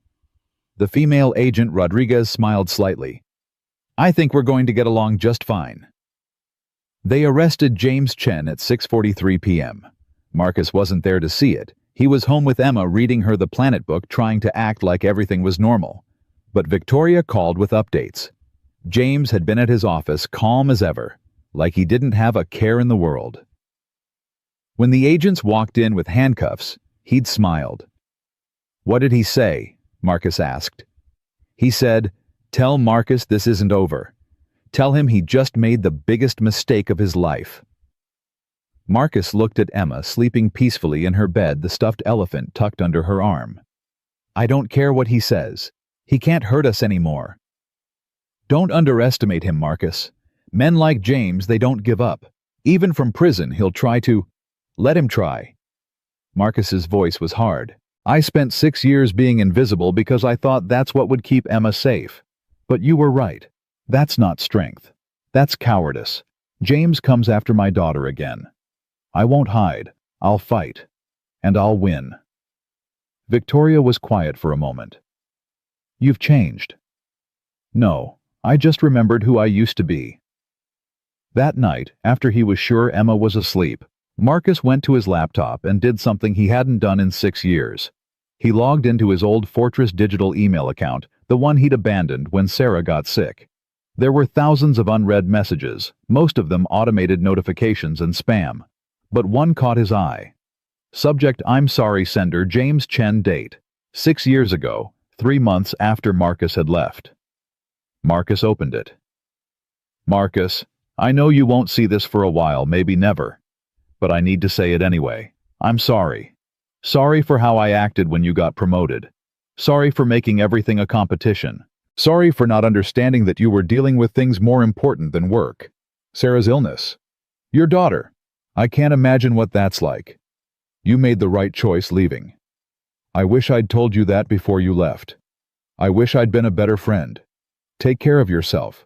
Take care of your family. And if you ever need anything, call me. I'll be there. James." Marcus stared at the screen for a long time. That message had been sent by a man who still had a conscience, who still cared about friendship, who hadn't yet become the monster Marcus had faced today. Somewhere in the past 6 years, James had changed. Or maybe he'd always been capable of darkness, and losing Marcus, losing the one person who'd treated him like a human being instead of a threat, had finally pushed him over the edge. Either way, it didn't matter now. The James who wrote that email was gone. The James who existed today was someone Marcus couldn't save, couldn't help, couldn't forgive. He deleted the message and closed the laptop. 3 weeks passed. James Chen sat in a federal holding facility awaiting trial. His bail denied after Victoria made good on her promise, and every major news outlet ran stories about the attempted kidnapping of a 7-year-old girl. Apex Dynamics was raided. Its servers seized, its employees scattered. The FBI found evidence linking James to 17 different corporate espionage operations spanning 5 years. The charges kept mounting. Marcus should have felt relief, victory. Instead, he felt hollow. He went to work every day at Sterling Global, rebuilt the security infrastructure from the ground up, trained his team to spot threats before they materialized. He picked Emma up from school every afternoon at 3:15, helped her with homework, made dinner, read her stories. On the surface, everything looked perfect. But at night, lying in bed, he couldn't shake the feeling that something was wrong. Victoria noticed. She always noticed. "You're distracted," she said one afternoon. They were in her office reviewing quarterly security reports, but Marcus had read the same paragraph 3 times without absorbing a word. "I'm fine." "You're not. Talk to me." Marcus set down the report. James hasn't said a word since his arrest. Not to his lawyer, not to the FBI, not to anyone. Just sits in his cell silent. So, that's his right. James never shuts up. Ever. When we worked together at Fortress, he'd argue about everything: code structure, lunch orders, what coffee brand to stock in the break room. Silence isn't his style. Maybe prison changed him. Or maybe he's planning something. Marcus stood paced to the window. "I keep waiting for the other shoe to drop. For someone else to come after Emma, for another threat, for something. But there's nothing. Just silence." Victoria came to stand beside him. "You're not going to spend the rest of your life waiting for James to strike back." "How do you know?" "Because I won't let you." She touched his arm. "Marcus, you saved my life. You saved my company. You exposed a criminal operation that destroyed dozens of businesses. You protected your daughter. At some point, you have to accept that you won. It doesn't feel like winning. That's because you're a good person. Good people don't celebrate putting someone in prison even when that person deserves it." She paused. "Have you thought about visiting him?" Marcus turned sharply. "What? James? Have you thought about going to see him?" "Maybe that's what you need: closure. He tried to kidnap my daughter." "I know. But he also used to be your friend. And maybe part of what's eating at you is that you never got to ask him why." Marcus wanted to argue to tell her it was insane, but the truth was, he had thought about it.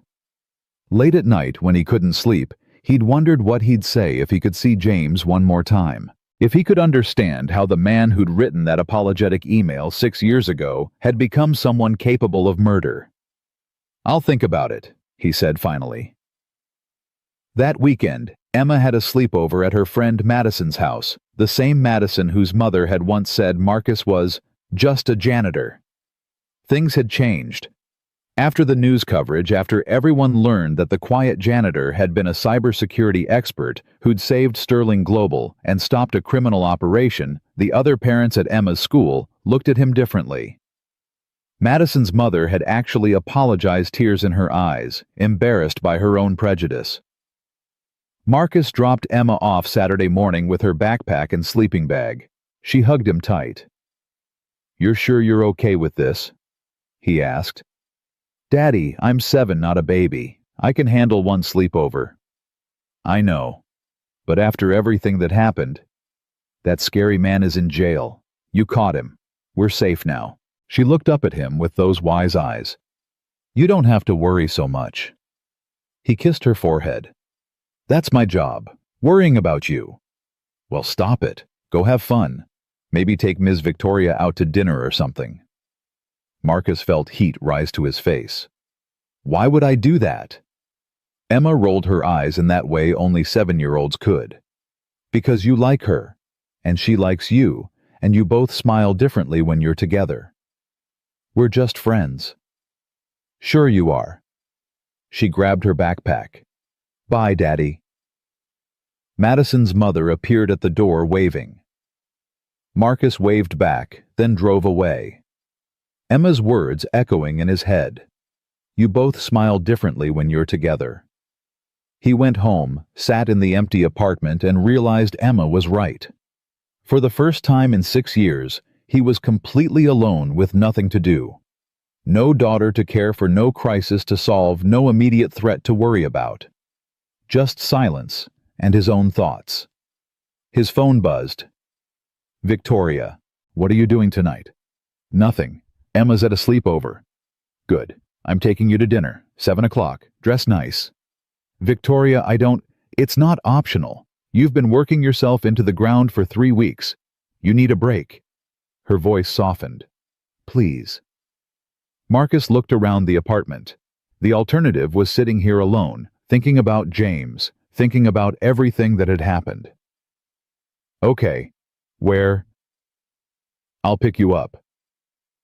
She arrived at 7 on the dot in her Mercedes, wearing a black dress that made Marcus suddenly very aware that his one good suit was wrinkled. She took one look at him and laughed. "You look terrified." "I haven't been to a nice restaurant in 7 years." "Then it's about time." She smiled.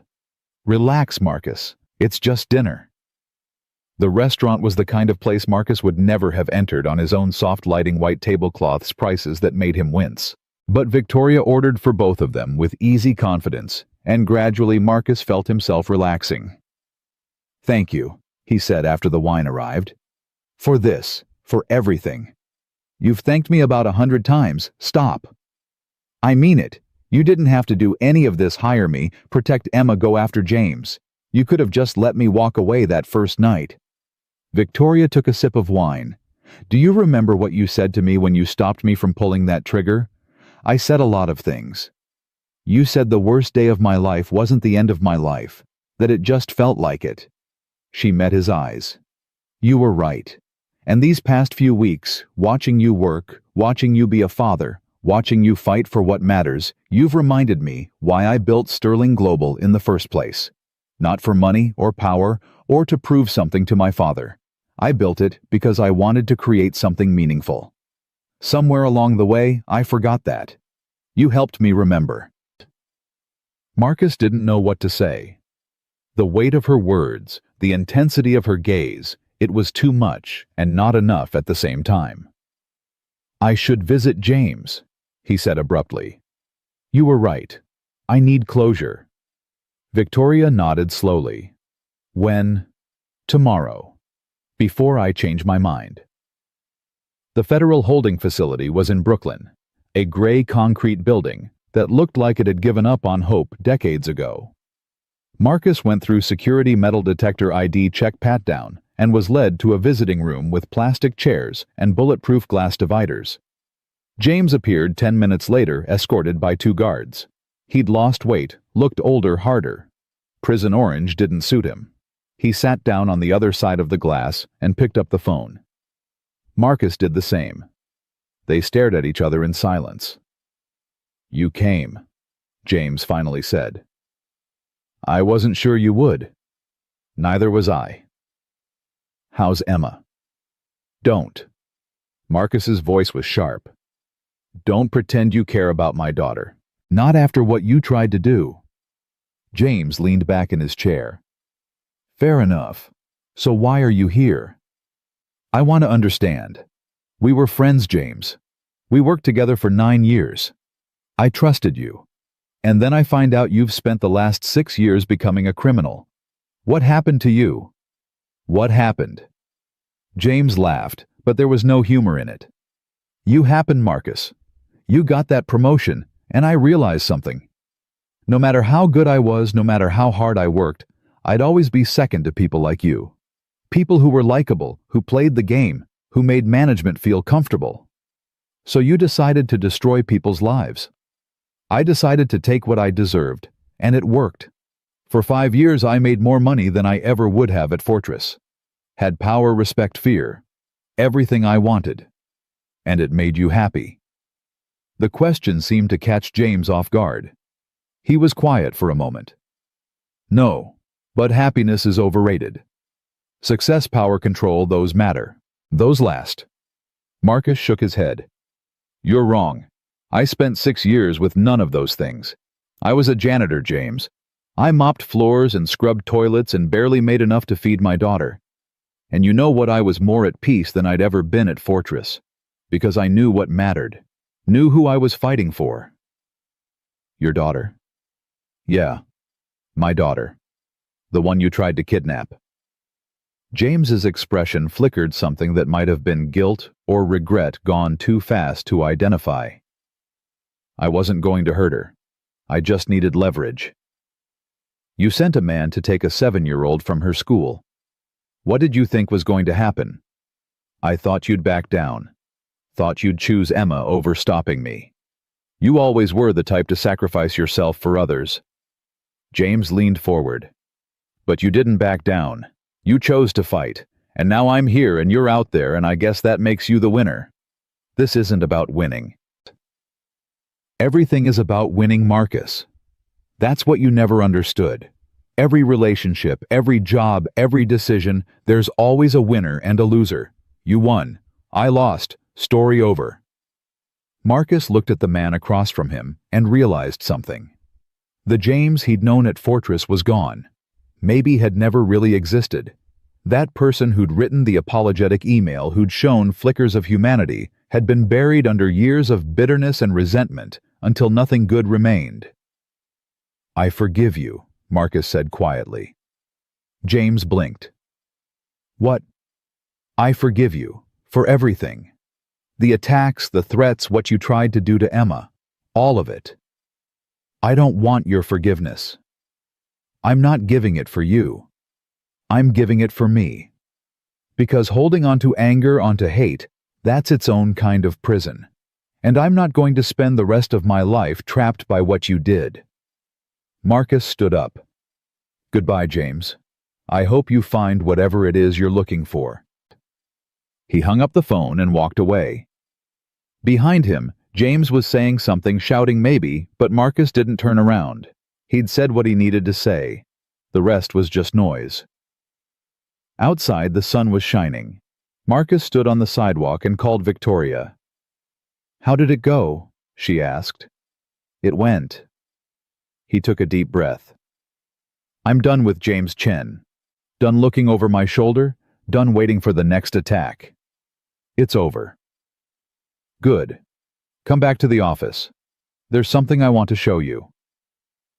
When Marcus arrived at Sterling Global, Victoria led him to the 72nd floor, a space he'd never been to before. The entire floor had been renovated, transformed into something that looked more like a community center than an office. What is this? The Second Chance Initiative. Victoria gestured around the space. Remember how you told me I'd built an empire but forgotten the people? I've been thinking about that. About all the people like you, talented, capable, but overlooked because of circumstances beyond their control. So I'm starting a program. She led him through the space, explaining as they walked. The initiative would identify people who'd been forced out of their careers due to illness, caregiving, or other life circumstances. Sterling Global would hire them, retrain them if needed, and give them flexible schedules that allowed them to balance work and life. It's not charity, Victoria said. It's recognizing that the best talent isn't always in the obvious places. Sometimes it's pushing a mop cart, or working as a barista, or driving an Uber. And if we look past our prejudices, if we actually see people, we might find something extraordinary. Marcus felt his throat tighten. This is because of me. This is because of what you taught me, that everyone deserves to be seen. She pulled out a folder. I want you to run it, the whole program. You'll still be director of cybersecurity, but this will be your primary focus, finding people who need a second chance and giving it to them. Victoria, I don't know if I'm qualified. You're the most qualified person I know. You've lived it. You understand what it's like to be invisible, to be written off, to have doors slammed in your face. Who better to help others in that situation? Marcus looked around the space, the new computers, the training rooms, the child care center Victoria had included, so parents wouldn't have to worry about their kids. It was everything he'd needed 6 years ago and never found. Okay, he said. Okay, I'll do it. Victoria smiled, that real smile he'd only seen a handful of times. Good, because I already have 20 applications waiting. Over the next 3 months, the Second Chance Initiative grew. Marcus hired a former teacher who'd left the profession to care for her disabled husband, a software engineer who'd been homeless after his company went bankrupt, a graphic designer who'd spent 5 years battling addiction and couldn't get anyone to look past his record. Each of them had a story. Each of them deserved a chance. And watching them succeed, watching them rebuild their lives, Marcus finally understood what Victoria had meant that night in her office. This was what mattered. Not the money or the title or the recognition. The chance to help people who'd been knocked down get back up. Emma loved it. She'd come to the office after school, sometimes do her homework in the childcare center, talk to the other kids whose parents were working late. One afternoon, Marcus found her having a serious conversation with Robert Walsh's 8-year-old daughter about whether Mars could support human life. She's good with people, Victoria said, appearing beside him. Like her father. She gets that from her mother. Sarah was the one who could talk to anyone. I wish I could have met her. She would have liked you. She always said I needed someone who'd call me on my bullshit. Marcus smiled. You do that pretty well. Victoria laughed. It's a gift. They stood there watching Emma and Marcus realize something. He was happy. Not the desperate, clinging happiness of someone afraid it might disappear. Real, solid, grounded happiness. The kind built on purpose and connection and knowing you were exactly where you were supposed to be. Thank you, he said, for seeing me. That first night when I was just a janitor. You could have told me to leave, but you didn't. You saw me. Victoria turned to look at him. You saved my life, Marcus. Not just by stopping me from pulling that trigger. You saved me from becoming someone I didn't want to be. Someone so focused on success that I forgot what success was supposed to be for. And what's it for? This. She gestured around them. Building something that matters, helping people, making the world a little bit better than we found it. She paused. And maybe if we're lucky, finding someone to share it with. Marcus's heart was pounding. Victoria. I know this might be too fast. I know we've only known each other a few months, but I need to tell you something. She took a breath. I'm falling in love with you, Marcus Hayes. With your strength and your kindness and the way you put your daughter first, no matter what. And I understand if you're not ready for that, if you're still grieving Sarah, if... Marcus kissed her. It wasn't smooth or practiced. He was out of practice and nervous, and pretty sure he was doing it wrong.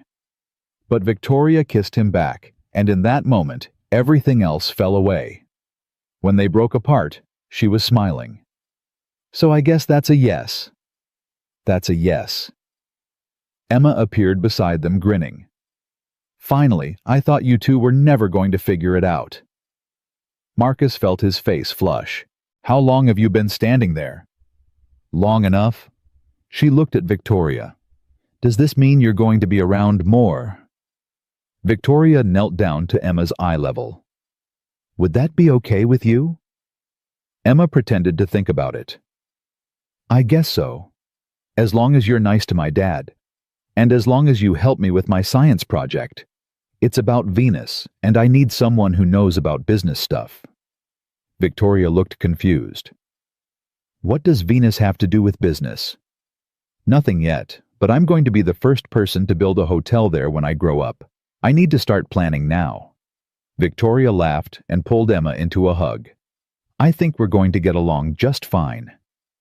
6 months later, Marcus stood in the conference room on the 72nd floor, looking at 40 people who'd been given a second chance. The program had exceeded every expectation. Sterling Global's productivity was up. Employee satisfaction had skyrocketed, and other companies were calling Victoria asking how to implement similar initiatives. But the real success was in the faces looking back at him. People who'd been invisible now being seen. People who'd been written off now thriving. People who'd lost everything now rebuilding their lives one day at a time. "I want to tell you a story," Marcus began. 8 months ago, I was a janitor in this building. I'd lost my wife to cancer, lost my career, lost everything except my daughter. I thought my life was over. Thought the best I could hope for was survival. He paused, looked at Victoria sitting in the front row, Emma beside her. Then one night, I walked past an office and heard someone in pain. I could have kept walking. Should have kept walking. It wasn't my business. But I didn't. I stopped. And that choice changed everything. The room was silent, attentive. I'm not telling you this to brag or to make myself sound heroic. I'm telling you because every single person in this room has made a similar choice. You chose to keep going when things got hard. Chose to ask for help when you needed it. Chose to believe that your story wasn't over even when everyone else had written you off. And that choice, that refusal to give up, that's what brought you here. He looked around the room, making eye contact with as many people as he could. This program isn't about charity. It's about recognition. Recognition that talent and worth aren't defined by job titles or resumes. That the person mopping floors might be a brilliant programmer. That the barista at your coffee shop might be an incredible teacher. That the people we overlook every day might be exactly the people we need most. Marcus's voice got quieter. 6 years ago, my wife made me promise something.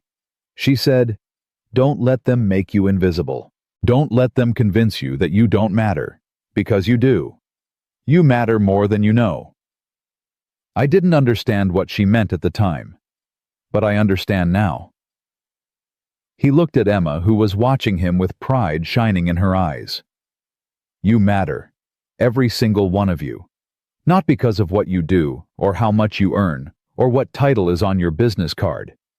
You matter because you're here, because you kept fighting, because you refused to let circumstances define your worth. And I'm honored, truly honored, to work with all of you. The room erupted in applause. People were standing, some crying, others grinning. Victoria was wiping her eyes. Emma ran up and hugged him tight.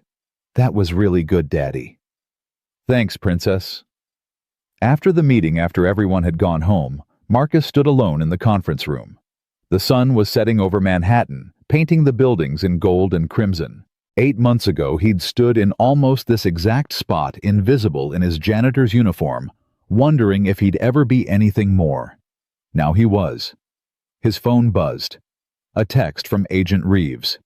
"Thought you'd want to know. James Chen pled guilty to all charges this morning. Life sentence, no possibility of parole. It's over." Marcus read the message 3 times. It's over. James would spend the rest of his life in prison. The man who'd been his friend, his rival, his tormentor gone. Not dead, but gone from Marcus's life in every way that mattered. He should have felt triumph, relief, something. Instead, he just felt tired. Another text appeared. "Victoria. Come upstairs. Roof."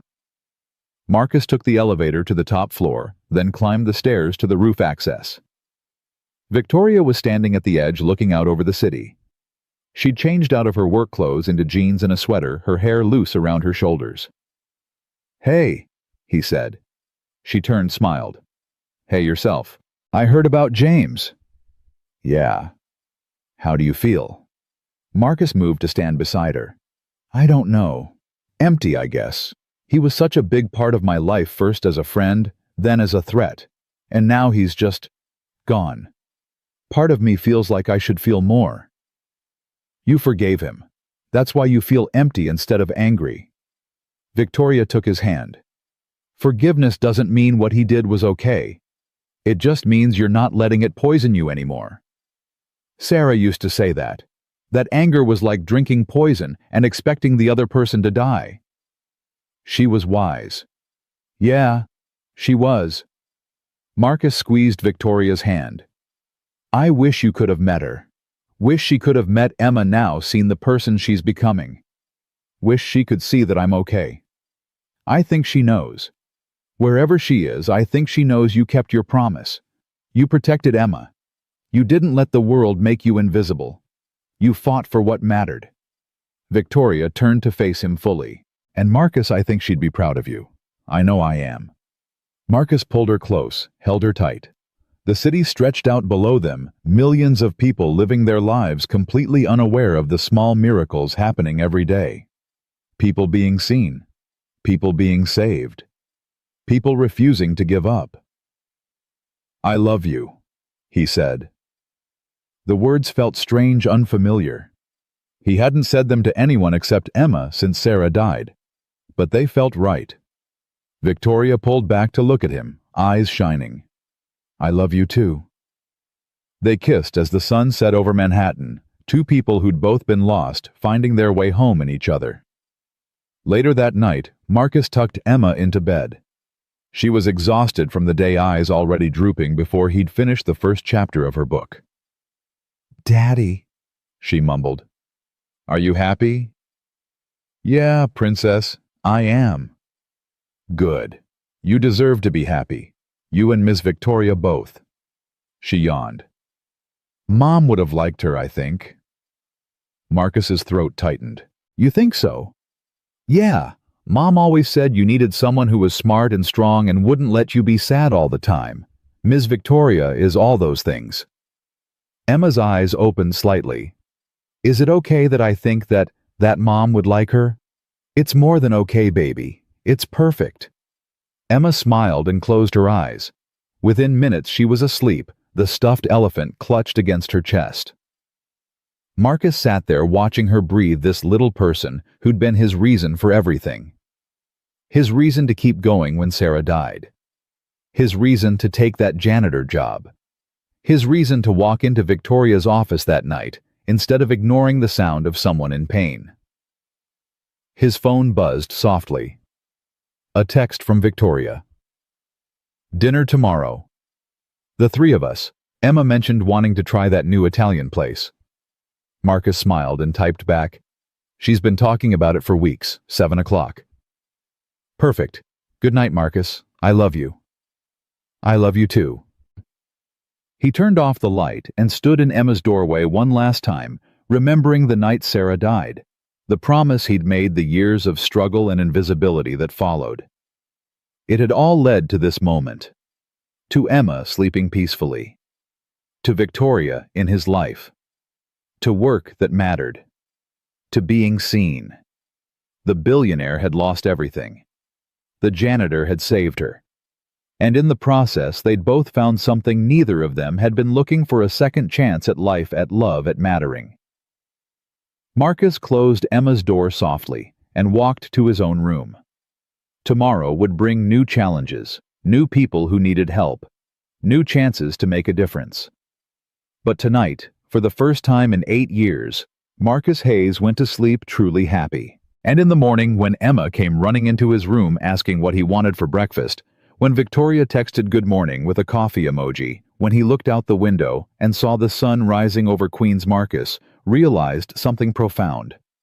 He'd spent so long being invisible that he'd forgotten what it felt like to be truly seen, to be known, to be loved not for what he could do or what he could provide, but simply for being himself. That was the real miracle, not the second chance at his career, not the money or the success or the recognition. The miracle was being seen, being valued, being enough exactly as he was. And for Marcus Hayes, former janitor, current director of cybersecurity, and Second Chance Initiative, father to Emma and partner to Victoria. That was everything he'd ever needed.